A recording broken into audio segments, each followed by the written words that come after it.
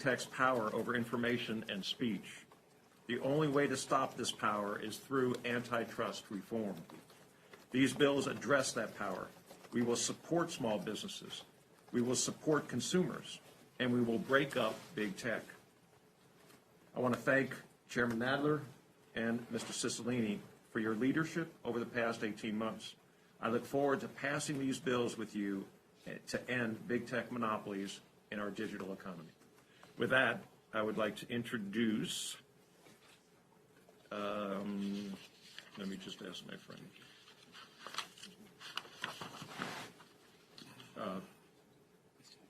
Ms. Jayapal.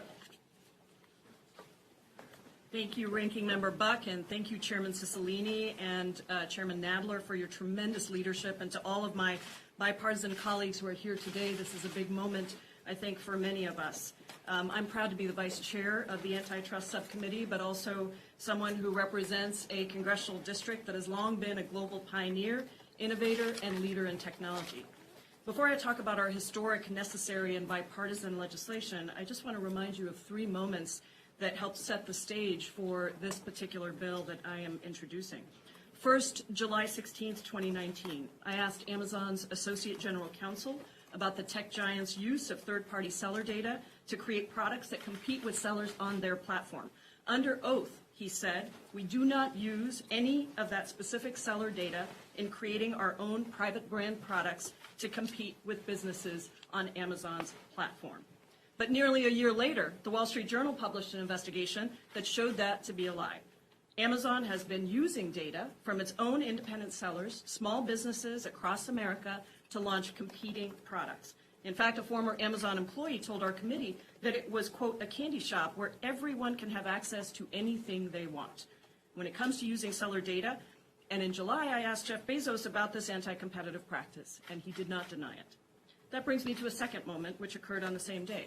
I expressed to Sundar Pichai the deep urgency we feel to protect independent journalism. We already knew that Google makes most of its revenue by selling advertising. But what became clear is that the tech giant has total control of the ad market. Put another way, Google is running the marketplace while also acting on the buy side and the sell side all at the same time. That's not only a major conflict of interest, it's also a monopolistic practice with no regulation. It hurts the free press, it hurts small businesses, and it hurts competition. And that takes us to Facebook. Beyond asking about the tech giant's practice of copying, acquiring, and killing rivals, I asked about the work that Facebook is doing to address the hate speech on its platform. Zuckerberg essentially said the company is too big to care. What was clear then is at the heart of today's legislation, these unregulated tech giants have become too big to care and too powerful to even put people over profits. So now this is the moment where, in a bipartisan way, we are introducing legislation that allows Congress to regulate these marketplaces so no companies have a platform so dominant that they are monopolies. Not only is self-regulation by big tech patently ineffective, it also comes at the direct expense of consumers, small businesses, local communities, the free press, and workers. So the Ending Platform Monopolies Act is a structural solution to a structural problem. It eliminates the conflicts of interest that arise from a dominant platform's ownership and reach across multiple business lines. And it ends a dominant platform's ability to leverage its control to disadvantage competition. It makes it unlawful for a dominant online platform to simultaneously own another line of business when that dual ownership creates a conflict of interest. And it requires dominant platforms to divest lines of business where the platform's gatekeeper power allows it to favor its own services or disadvantage rivals. I am so excited that we have this moment to reassert the power of Congress with landmark bipartisan bills to rein in anti-competitive behavior, prevent monopolistic practices, and restore fairness and competition, all while leveling the playing field and allowing innovation to thrive. And now, I believe I'm turning it over to Lance. Oh, Mr. Owens. Okay, we switched it. Mr. Owens. Thank you so much. In the early 2000s, I worked at Nextel as a corporate accounts rep. No one owned their phone numbers at the time, and we could not take our data from one carrier to the other. Thanks to the Telecommunication Act, consumers took control over their phone numbers, communications, and data. Americans should always be able to seamlessly transfer their data from one platform to the other. It's something we take for granted today. As we go out and buy our phones, we think about price, coverage, and service, not the fact that we can take our data with us or not. The Access Act allows portability and interoperability, which basically says that the powers that big tech has over our consumer data, we now should be able to not only decide who can use it, but what is being used. And I look forward to this control, as we did back in early 2000s, coming out to our consumers here in 2021. Thank you very much. Good. Well, good morning. This is a very serious subject, but I'll just first say I thought I was the most fashionable member of the Colorado congressional delegation, and I stand corrected in light of the minority members' very nice tan suit. I want to say first and foremost thank you to Chairman Cicilline and to my colleague from Colorado, Ranking Member Buck. This is how congressional oversight should work, done on a bipartisan basis to solve a consequential challenge that faces our country and our society. And I'm so grateful for his leadership and for Chairman Cicilline's leadership and, of course, the chairman of our full committee, Chairman Nadler, as we bring forward this bipartisan package, a package of bills that will truly benefit American consumers, American innovation, and ultimately a stronger online economy. In my district, I represent Colorado's 2nd District. We are home to a healthy startup and entrepreneurship hub. A thriving, competitive environment promotes Colorado ingenuity in renewable energy and in virtual platforms and countless other fields. However, in the wake of such opportunity in Colorado and elsewhere, the growing concentration of monopoly power in big tech is a salient threat. Congress has a vital role to play in ensuring that ultimately markets are working in a way that benefits consumers, benefits small businesses, innovation, and ultimately our democracy. This legislative action is a critical and historic step in that process. And before I came to Congress, I was a former regulator. I led Colorado's Enforcement Agency for Consumer Protection for many years, the state counterpart to the SEC and the FTC. And given that experience, I know how critical it is for our enforcement agencies to have the necessary resources and the tools to do their job.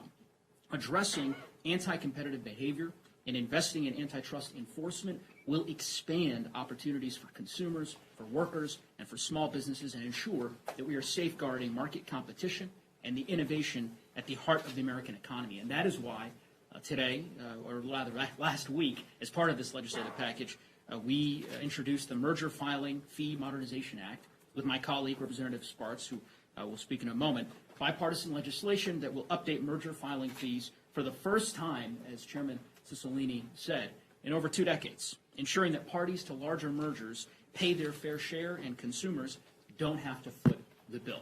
This is a bill, I should mention, that has already passed the United States Senate.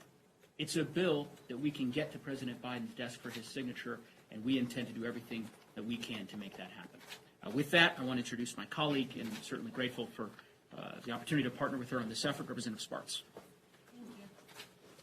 Just said that it was unanimously supported in the Judiciary Committee in the Senate, so it's very good. But we all know that free enterprise, competition, and economic freedom are essential to our political freedoms. And I might not agree with all of the bills in this package, and I don't. I might not agree why we have monopoly problems, oligopoly problems, but we do have these problems. Not just in big tech, healthcare, hospital monopoly, PBM monopoly. We're creating a country with oligopolies and oligarchs running the country. It's very unhealthy, and it's bad for the middle class and for we the people. So I appreciate to have a deliberation and debate on these issues, and we should vigorously debate policy solutions, but that's what Congress should be, about debate, deliberation, developing great policies that benefit we the people, And I look forward to this debate, and sometimes we may be on opposite side and very vibrant, but I still appreciate for doing that. And my colleagues, it's a very tough issue. It's very difficult. You know, if you do nothing, you don't have enemies. You start doing something, someone doesn't like you. That's why we have lots of problems now in politics. But we have to be brave and strong and serve the people. And I think American people expect it from us. So thank you.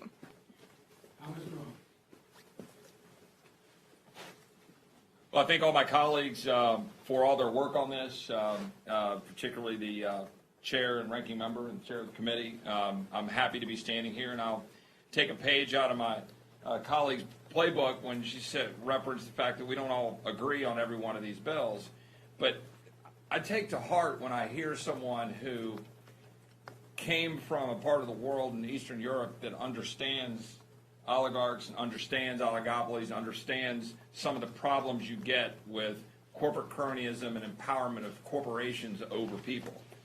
We saw last year, and we have varying opinions about the why and the how, but we saw last year Amazon make about $100 billion in additional revenue with 100,000 small businesses, over 100,000 small businesses across this country closing down.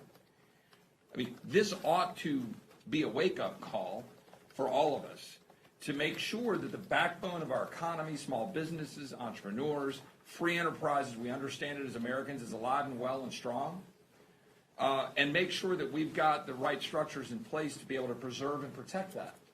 Look, I've had a Gmail account for almost 20 years, right? I mean, I use Amazon. I'm happy to have stuff shipped to my house.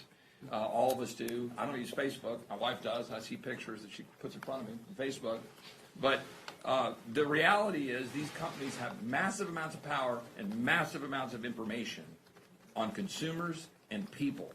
And as people that should be committed to civil liberties and that we should be protecting civil liberties, we should all be, on a bipartisan basis, working to ensure we're protecting small businesses, people, their data, and empowering the free market to work and not allow some of these large corporations to step all over that.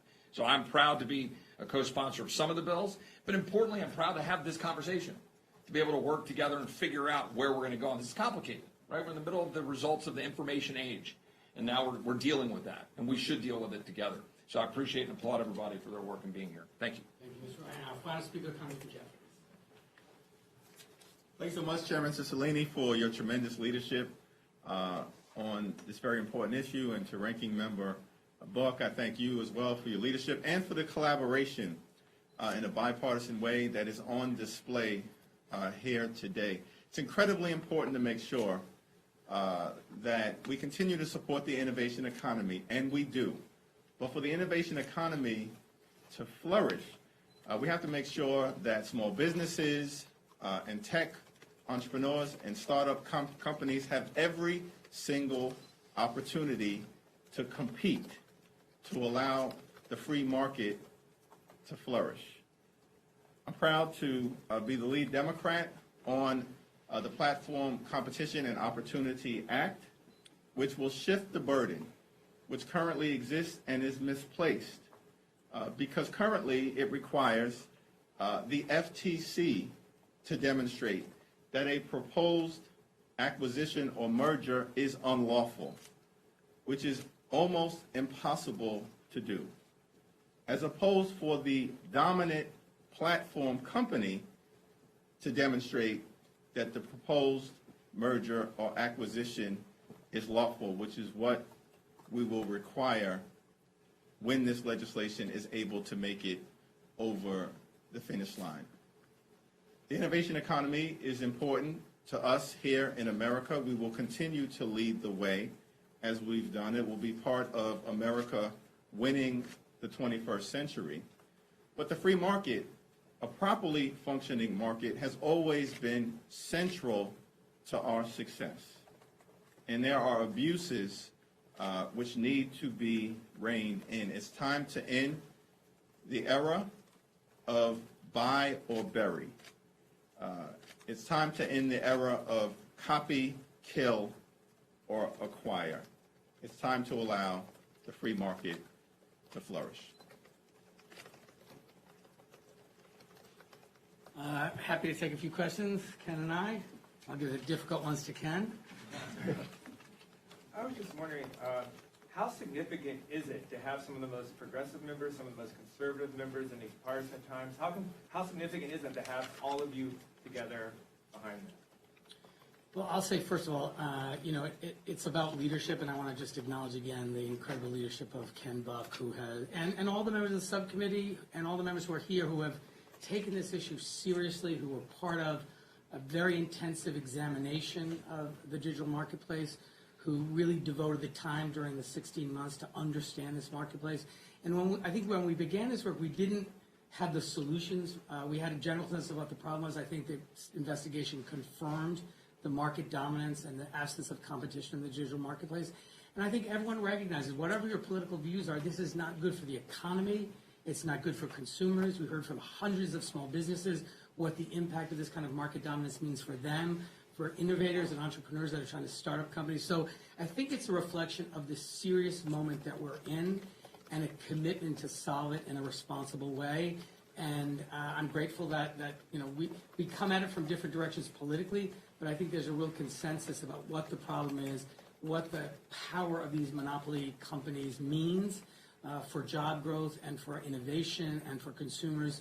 And so I think it should be a sign to everyone that we're taking this work seriously and we intend to fix it. I think this is a starting point. And I had the pleasure of seeing Senator Grassley for a few moments yesterday. And the Senate is also starting. And there will be more bills coming through the House. There will be more bills coming through the Senate. There will be amendments to bills authored in the House. What I'm so impressed with this effort is we've been through a very tumultuous time in the last few years. And we're able to put our differences aside and focus on something that's really important to America. And I'm very proud to be part of that effort. And I'm very proud that a lot of my Republican colleagues are taking this very seriously. I think you're going to see more Republican support as folks understand the issue more. A year ago, maybe a year and a half ago, before we met in Boulder for one of the field hearings, I was very much a market person. I looked at this and said, the market will take care of this. At some point, Amazon will start fading and other companies will rise and the marketplace can handle this. When I looked at the conduct that is involved with these actors, I am convinced that we need to do something beyond just let the market take care of itself. It will take care of itself, but it'll be 10 or 15 years down the road, and we just don't have that time in an international economy to let China catch up to us and to let other bad actors take advantage of that situation. So I believe these are the right bills, and I believe we should move forward on these bills. And I really think that, my governor, Jared Polis, and I offered 10 or 12 bills a year together, jointly. And I think it is very common, actually, to see progressives and conservatives find common ground on important issues like this. On the edges, right? On the edges. Yeah, so a lot of countries have, well, Australia has their legislation is forcing big tech companies like Google and Facebook to pay publishers for news, and of course this has become a big thing. I'm wondering if there's any appetite for that with these sets of bills. Is that something you guys are looking at? Well, we have the Journalism Competition Preservation Act that Congressman Buck and I have introduced. We're working on some revisions to that, but I think that's another example of the enormous power of these platforms to essentially collect these news stories, use them without compensation to the producers of that content, and it's led to devastating consequences for local news, local newspapers, local broadcasters. So we have a measure that's attempting to address it in the short term, but it's just one more reflection of the incredible market dominance of these firms that essentially dictate terms of how they're going to use content from newspapers. So we're going to continue to work on that. I think that bill's not part of this set of bills, but we recognize it's a serious problem because unlike kind of the sale of widgets, this is about the ability to access trustworthy, reliable news, which is so essential to the functioning of our democracy. When we look at the number of local newspapers that are going out of business, laying people off because they can't compete, because all their content's being taken and the ad revenues are going to the platforms, it's a broken model that's resulting in a real demise of local news, which has implications for our democracy. So the first hearing we had in this investigation was on this issue. So I hope that we will have a legislative solution to introduce in the next suite of bills on this question. Yes, sir. Chairman Cicilline, I wonder if you can talk about Lena Khan a little bit. Obviously, played a major role in the investigation that your subcommittee performed. Now going to be chairing the FTC, the agency that is going to be carrying out many of the functions that are contemplated in these bills. Can you talk a little bit about what you hope the FTC can accomplish under Lena Khan's leadership, particularly as you push this legislation forward? I mean, I think one of the things that struck me, and I think so many others, is the level of inaction by the antitrust enforcement agencies, both at the DOJ and the FTC. And by the way, that was Republican and Democratic administrations. There just wasn't robust antitrust enforcement. So what we, I think, see as our responsibility is to make sure these agencies are properly funded, and that's where Congressman Abuse's bill is going to be so critical, making sure they're staffed and led by people who are sufficiently creative and serious about this work, and to be certain that they have the tools necessary to be successful in their antitrust enforcement. And so that may require some revisions in modernizing our antitrust law. So we have a legislative responsibility to pass legislation that fixes the lack of competition in the marketplace statutorily. They have enforcement authority and responsibilities to litigate individual cases against individual companies. I look forward to working very closely with Chairwoman Khan and the FTC when she's confirmed to that position. We've worked very closely with the department and with the FTC in the development of this first set of bills, but I think we can expect a very different approach to this monopoly moment and the enormous market dominance of these technology firms with Lena Khan at the head of the FTC. Do you expect the chairwoman to take a more aggressive approach, tailored kind of to her experience on the subcommittee? Well, I would never presume to speak for her, but I'm very proud that she was a very key part of the investigation, the report that we generated, and the bills we're introducing today. Cool. Yes. Do you intend these bills to apply to Microsoft or only the 4 companies that were the subject of the report? The legislation and all of the bills has a definition for covered platforms that requires it to meet 3 requirements. One, that it have a market cap of $600 billion, that it have users above a certain number, and that it be a critical trading partner. And so that will be a determination that has to be made by the enforcement agencies as to whether or not Microsoft is a covered platform. But that standard is the same standard in all 5 pieces of legislation. I think we have time for a couple more. Yes. I was hoping you could explain a little bit about the differences between the American Choice and Innovation Act and the Ending Platforms Act, because it seems like 2 ways of getting at the same behavior. So are there different behaviors that they're meant to address, and what's the legislative strategy for having kind of overlapping bills? Well, Okay. So the American Innovation Choice Online Act is a bill which prohibits behavior which favors your own goods and services. So it's intended to prohibit anti-competitive behavior by platforms. And the structural separation bill requires a separation of different lines of business where those conflicts, as Ms. Jayapal explained, exist. And the strategy of having multiple bills is, this is a big area. There's a lot of issues that need attention. We're lucky to have champions in each of these areas that are leads on both the Republican and Democratic side.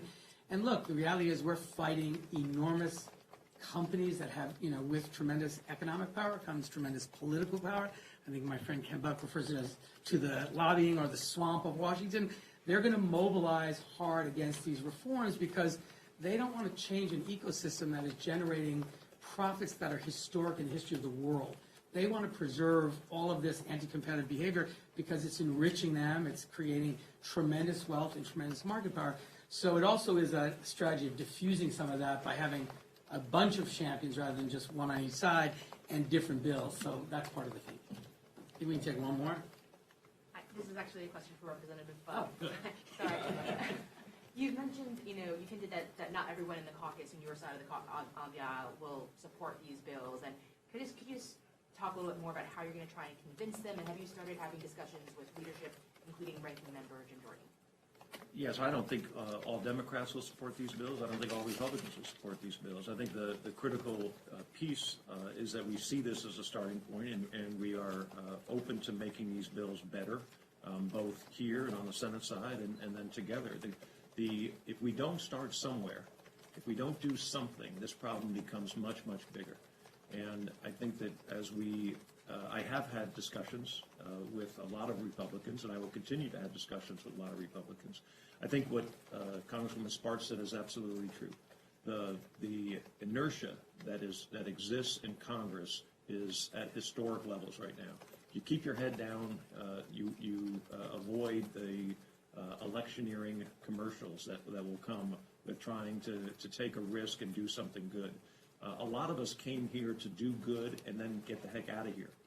And I think that's the goal of many of us that are getting on these bills. We may not have a choice when we leave, but the goal is to make sure that we do something worthwhile when we're here. And these bills are worthwhile. This is historic. This is an opportunity for Republicans and Democrats not only to work together, but to make a difference. And too few times in the past we have made a difference. Often we kick the can down the road. This is something we can make a difference on. And I think as this settles in, more Republicans will look at this as an opportunity to be part of something that they can tell their grandkids about and the importance of what they did. Thank you, everyone.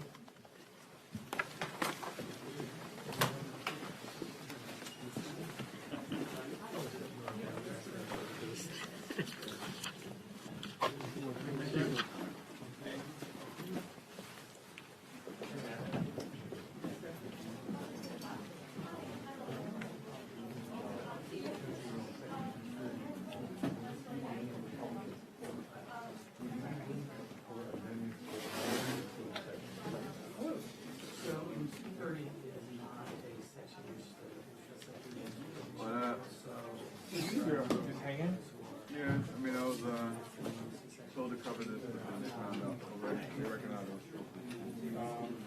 I think you guys have that really good. I agree, again, this That is was the like first time I've done in a while. no, I mean, like the top and everything. Like, it was a really, really good press conference. Nice to be back. I know, right?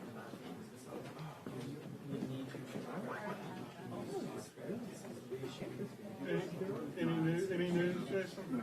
They're going to